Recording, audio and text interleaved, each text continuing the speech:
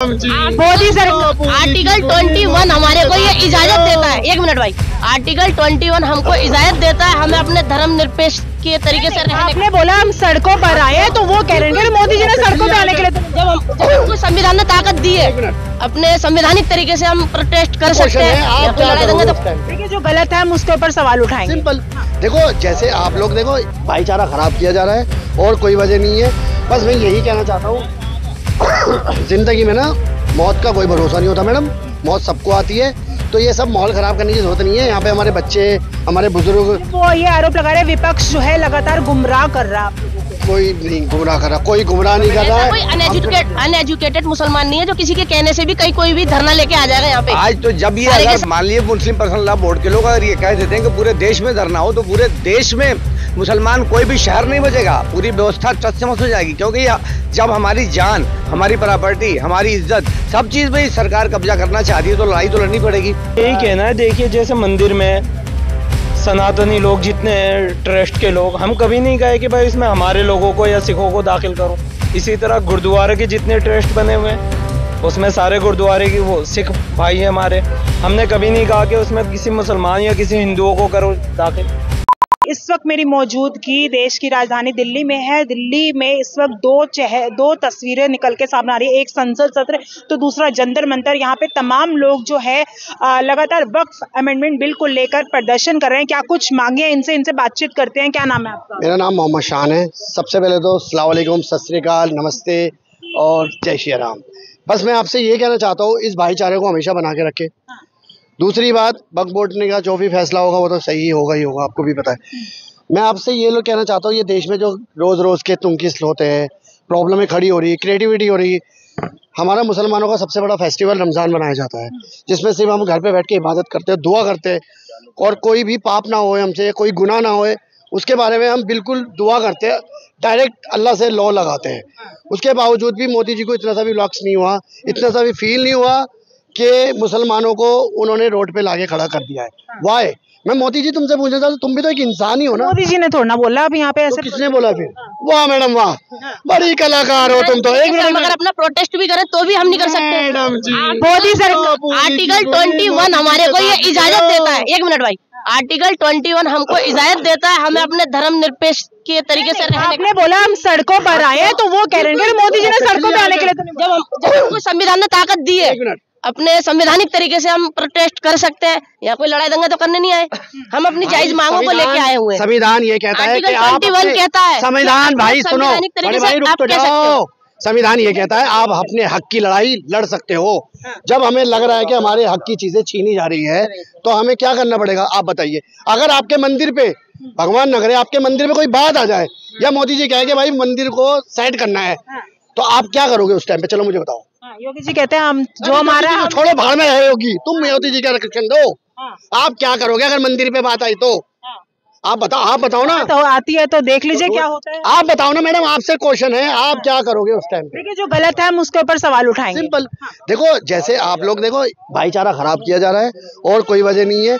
बस मैं यही कहना चाहता हूँ, जिंदगी में ना मौत का कोई भरोसा नहीं होता मैडम, मौत सबको आती है। तो ये सब माहौल खराब करने की जरूरत नहीं है। यहाँ पे हमारे बच्चे, हमारे बुजुर्ग, वो ये आरोप लगा रहे हैं विपक्ष जो है लगातार गुमराह कर रहा है। कोई नहीं गुमराह कर रहा, कोई गुमराह नहीं कर रहा है। कोई अनएजुकेटेड मुसलमान नहीं है जो किसी के कहने से भी कहीं कोई भी धरना लेके आ जाएगा यहाँ पे। सारे के सारे रिस्पॉन्सिबिलिटी लेने वाले आदमी है, हमारे बड़े बुजुर्ग सारे लिखे पढ़े हुए हैं। भले ही कुछ % मुसलमान अनएजुकेटेड है, उनके कहने से वो भड़क जाता है। तो क्या आपने सबको समझ? क्या मुद्दा है वो कह रहे आप जमीन का क्या मुद्दा? मैन वक्त अमेंडमेंट क्या होता है? वक्त जैसे अपने किसी बड़े बुजुर्ग ने हमारी प्रॉपर्टी को अब दान समझ लो, उसको एक तरह का आपका बोलते हैं दान में दे दी। अब उस प्रॉपर्टी को सरकार अपने शिकंजे में लेना चाह रही है या कुछ भी कैसे भी करके ये अमेंडमेंट लाके, तो अगर वो चीज हमारी है तो वो तो हमारी है ना। हम आप ऐसे कैसे आ जाओगे कि अब जी हमारी है जी आप खाली करो? तो ऐसे कैसे? देश की जमीन जो देश की तो जमीन है, लेकिन देश जमीन है तो देश। आप देखिए मैडम, मैं बता रहा हूँ आपको, देखिए सबसे पहले ये समझ, पहले बता रहे हैं वक्त जैसे होता क्या है, पहले तो ये समझिए ना, वक्फ होता क्या, पहले इसको समझना चाहिए। हमारे जो पूर्वजों ने सैकड़ों हजारों साल में जो गरीब मुसलमान हैं उनकी भलाई के लिए जो अपनी निजी जमीनें वक्फ की हैं, दान की हैं, उन जमीनों की हम बात कर रहे हैं। और देश में रेलवे और फौज के बाद तीसरे नंबर पर सबसे अधिक जमीनें संपत्ति जो वक्फ के पास हैं। अब सरकार हमारी निजी जमीन पे अपनी मर्जी से क्यों कानून बनाए, यही एतराज है। भाई वो प्रॉपर्टी तो हमारी निजी है, तो किसी की निजी प्रॉपर्टी पे आप अपना कानून नहीं चला सकते। अब आप उसमें कह रहे हैं कि जो डिस्ट्रिक्ट मजिस्ट्रेट के वहां सुनवाई होगी, तो मैं पूछना चाहता हूं कि पहले तो टर्मिनल तो ऑलरेडी पहले भी था, तो टर्मिनल में किसी भी बात की सुनवाई होनी चाहिए। डिस्ट्रिक्ट मजिस्ट्रेट की कोर्ट में कौन सुनवाई होगी? डिस्ट्रिक्ट मजिस्ट्रेट और सरकार तो अलग है नहीं, वो कोई टर्मिनल या कोई कोर्ट तो है नहीं। तो डिस्ट्रिक्ट मजिस्ट्रेट के वहां सुनवाई। अलबत्ते ये कि जो कह रहे हैं कि जो उसमें कुछ कमियां हैं, कुछ कब्जे हैं, तो हमारा तो सीधा कहना है कि उसमें जो कमियां हैं वो हमारे साथ मुसलमानों के जो नुमाइंदे हैं उनके साथ बैठिए और बैठ के जो कमियां उसको दुरुस्त कर दीजिए। आप क्या प्लानिंग है? क्योंकि यहाँ बिल पास होने की तैयारी चल रही है। अब देखिए, बिल तो जो पास होने की तैयारी चल रही है वो ले आ रहे हैं बिल, तो जो पार्लियामेंट में जो लोग मेंबर हैं वही लोग उसका विरोध करेंगे। लेकिन जनता जो है वो तमाम लोगों को एक साथ मिलाकर पूरे देश में आंदोलन होगा। आज तो ये सिंबॉलिकल आंदोलन था, आज सिंबॉलिकल धरना था, ये कोई बड़े पैमाने पे कोई इसके बुलावा नहीं हुआ था। आज तो जब ये अगर मान लीजिए मुस्लिम पर्सनल लॉ बोर्ड के लोग अगर ये कह देते हैं कि पूरे देश में धरना हो, तो पूरे देश में मुसलमान कोई भी शहर नहीं बचेगा, पूरी व्यवस्था चस्मस हो जाएगी। क्योंकि जब हमारी जान, हमारी प्रॉपर्टी, हमारी इज्जत, सब चीज में सरकार कब्जा करना चाहती है, तो लड़ाई तो लड़नी पड़ेगी और लड़ाई लड़ी जाएगी और अंत तक लड़ी जाएगी और इस बिल को वापस करना ही पड़ेगा सरकार को। क्या है, अब बिल वापस करने की मांग कर रहे हैं, हालांकि बिल पास नहीं हुआ लेकिन बात चल रहा है। मेन बात है कि गवर्नमेंट जो है, जो जहाँ जहाँ का अलग अलग है, वो सब पब्लिक को लड़ाना चाहता है, हिंदू और मुस्लिम में। पहले देखिए मस्जिद को तोड़ते हैं, फिर जब कुछ साल हो जाते हैं तो फिर मंदिर को भी तोड़ते हैं। इधर से पहले लड़ाई स्टार्ट करते हैं, फिर शांत हो जाता है तो उधर से लड़ाई स्टार्ट करते हैं। मतलब यहाँ इंडिया में गेम खेला जा रहा है। अब पब्लिक सब चूतिए हैं, गाली नहीं देने का, ठीक है। पब्लिक सब जो है समझदार नहीं है, समझे। वोट दे करके अच्छे आदमी को चुने, अच्छा नेता चुने। तो अच्छा नेता, मोदी जी अच्छे नेता नहीं है? के बारे में अभी मोदी जी के बारे में कहाँ हम बात कर रहे हैं? तो बात आपने सीधा बोल दिया, अच्छा नेता नहीं चुन रहा। आप वक्त पे बात जीत रहा है, वक्त पे बात हो रही है ना। तो वक्त वोट जो है वो जैसे मुसलमानों की ये है, जैसे हिंदू धर्म में भी होता है, मंदिर होता है, उसका भी संस्था है, तो उसमें क्यों गवर्नमेंट टांग नहीं अड़ाता है? हमारे सब में क्यों टांग अड़ा रहा है? तो आप लोगों से क्या कोई दुश्मनी निकाल रहे हैं? बस हम यही कहना है। देखिए, जैसे मंदिर में सनातनी लोग जितने हैं, ट्रस्ट के लोग, हम कभी नहीं कहे कि भाई इसमें हमारे लोगों को या सिखों को दाखिल करो। इसी तरह गुरुद्वारे के जितने ट्रस्ट बने हुए हैं उसमें सारे गुरुद्वारे की वो सिख भाई है हमारे, हमने कभी नहीं कहा कि उसमें किसी मुसलमान या किसी हिंदुओं को करो दाखिल। इसलिए जो हमारी प्रॉपर्टी है, हमारी ये वक्फ की कमेटी है, इसमें आप दूसरों लोगों को क्यों दाखिल कर रहे हैं?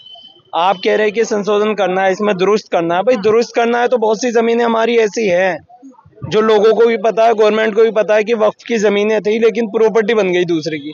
अगर हमारी भलाई चाहती है सरकार तो उन जमीनों पे नजर करे और हमारी जो कब्रिस्तान की जमीनें हैं या कहीं मदरसे हैं या कहीं आगे की क्या प्लानिंग है? क्योंकि तैयारी तो बिल पास करने की। उम्मीद हम यही करते हैं हमारी सरकार, जैसा कि उन्होंने कहा था हम सबको लेके चलेंगे, तो सबको लेके चलने में हम भी इसी देश के वासी हैं और हमारा बहुत बड़ा योगदान है आज़ादी में।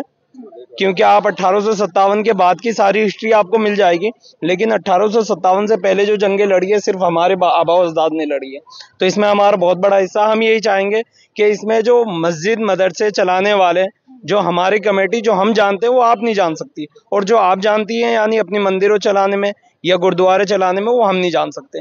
तो हम जो है वक्फ की ज़मीन है वक्फ के तरीके से यानी अल्लाह के हुक्म के मुताबिक चलाएंगे। और अल्लाह का हुक्म सिर्फ ये नहीं है कि मस्जिद मदरसे चलें, बल्कि मस्जिद मदरसे के साथ साथ उन बेवाओं औरतों का जिनका कोई सहारा नहीं हो, उन्हें भी मस्जिद कमेटी या वक्फ की कमेटी उन्हें अपनी तरफ से पूरी हेल्प करेगी। इस तरीके से ये वक्फ कई कामों में ये सारी चीज़ें आती हैं, वक्फ की चीज़ें। तो आप देख सकते हैं लगातार जंतर मंतर पर तमाम लोग मौजूद हैं और इन लोगों की मांग है कि बिल जो है ये लोग पास नहीं होने देंगे। आप लोगों की क्या राय है? क्योंकि संशोधन सरकार कह रही है कि होगा, क्या राय है कमेंट करके बताएगा। फिलहाल के लिए इस वीडियो में इतना ही। जय हिंद, जय भारत।